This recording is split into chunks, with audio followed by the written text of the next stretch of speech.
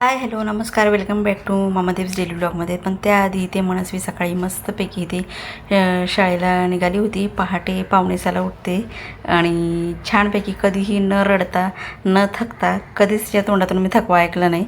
आणि एवढ्या लवकर उठून एकदम हसत मुखाने शाळेत जाते. लहानपणापासून तिची सवय चांगली आहे. कधीच ती रडली नाही शाळेला जाताना. मला तो दिवस पण आठवत नाही.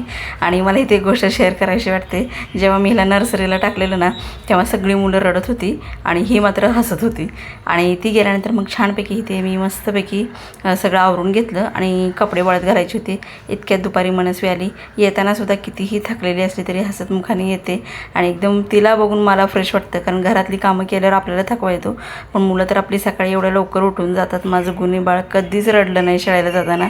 तुमची पण मुलं अशीच आहेत का नक्की सांगा कमेंटमध्ये.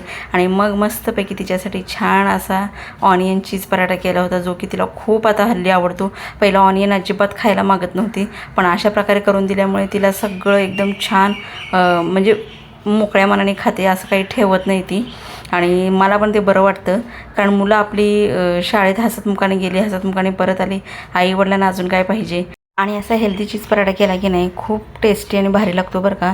तिच्यासोबत मी सुद्धा खाल्ला बरं का. आम्ही दोघींनी आज मस्तपैकी दुपारी हाच बेत केला होता. खूप छान लागतो. गरमागरम तीळ लावून करायचे, एकदम एक नंबर लागतो. तिचं खाऊन झाल्यानंतर मग संध्याकाळी मस्तपैकी ते मी ड्रायफ्रूटचे लाडू करायला घेतले. चला तर मग व्हिडिओ आवडल्यास व्हिडिओला लाईक शेअर सबस्क्राईब नक्की करा. भेटून